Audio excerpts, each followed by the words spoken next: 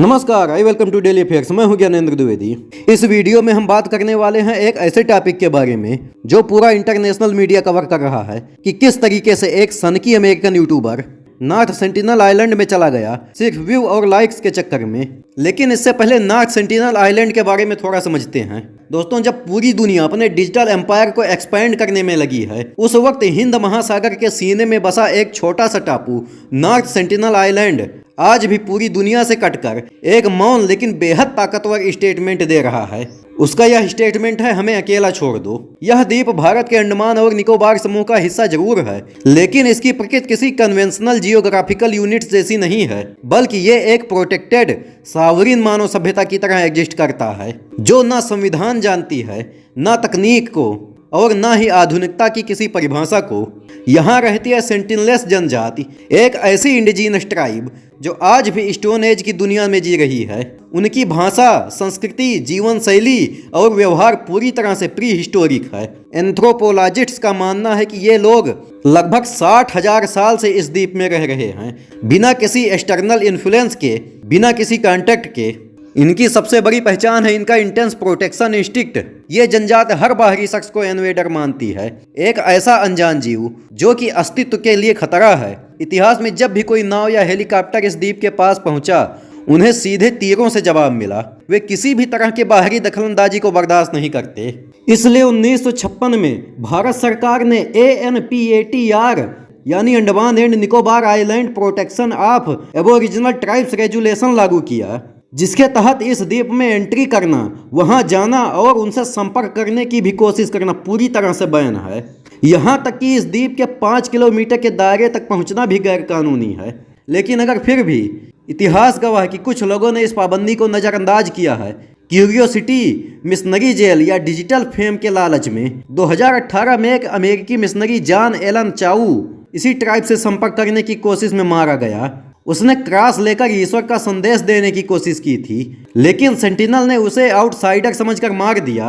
अब 2025 में एक बार फिर ये ट्राइब चर्चा में है। इस बार वजह है एक सनकी अमेरिकन यूट्यूबर जो कैमरे में सनसनी कैद करने के लिए कोका कोला, नारियल और गोप्रो जैसे मॉडर्न ऑब्जेक्ट्स के साथ इस प्रोटेक्टेड द्वीप में घुस गया। उसने अपने पीछे जो चीजें छोड़ी, कोका कोला की खाली बोतल, नारियल और डिजिटल फुटेज, ये केवल टोकन नहीं थे, ये उस आधुनिक दुनिया के ट्रेस थे जो सेंटिनलेस की बायोलॉजिकल इम्यूनिटी और कल्चरल प्योरिटी के लिए एक्सटेंशन लेवल थ्रेट बन सकते हैं। इसका मतलब ये नहीं कि वो यूट्यूबर सिर्फ कानून तोड़ रहा था, वो एक ऐसे समाज पर अपनी डिजिटल जिज्ञासा थोप रहा था जो पूरी तरह से नो कॉन्टैक्ट एथिक पर जिंदा हैं। हर वायरस, हर बाहरी बैक्टीरिया, यहाँ तक कि एक छींक भी उस ट्राइब की पूरी जनसंख्या को खत्म कर सकती है। इस घटना के बाद भारतीय प्रशासन ने उस यूट्यूबर को अरेस्ट कर लिया और उसके ऊपर भारतीय न्याय संहिता और विदेशी नागरिक अधिनियम के तहत केस दर्ज किया गया।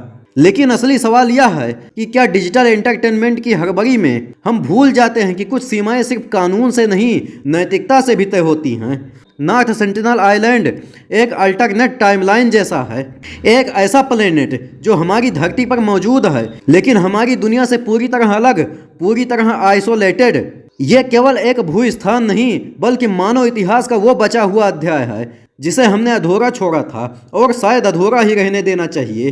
ये द्वीप हमें यही सिखाता है कि हर ज्ञान खोजने के लिए नहीं होता, हर सभ्यता से संपर्क जरूरी नहीं होता और हर अनदेखे हिस्से को टच करना इंसानियत नहीं कहलाती।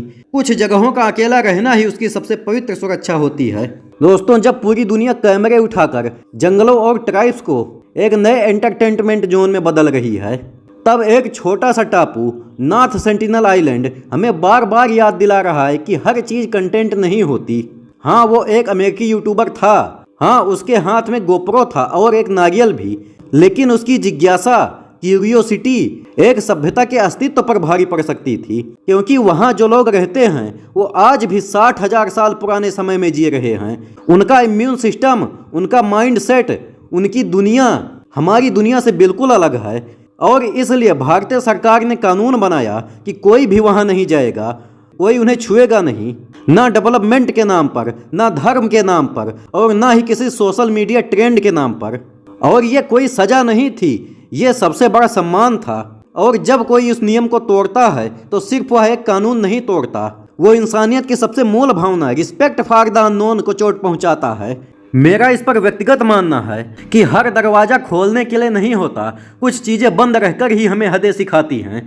नॉर्थ सेंटिनल कोई गूगल लोकेशन नहीं है, वो इंसानियत की आखिरी सीमाओं में से एक है। इसलिए अगर आप सच में इस घटना से कुछ सीखना चाहते हैं तो अपने अंदर ये बात बिठाइए, हर कहानी दुनिया के सामने लाने लायक नहीं होती, कुछ कहानियां मौन में ही जिंदा रहती हैं। और लास्ट में मैं आपसे क्वेश्चन पूछूंगा कि अप्रैल 2025 में किस देश ने अमेरिकी वस्तुओं पर 34% प्रतिशोधी टैरिफ लगाया है? ए पर है भारत, बी चीन, सी रूस, डी जर्मनी। अगर आपको आंसर पता है तो कमेंट बॉक्स में जरूर दीजिए, और अगर वीडियो पसंद आया हो तो लाइक और सब्सक्राइब जरूर करिए। मिलते हैं अगले वीडियो में। जय हिंद।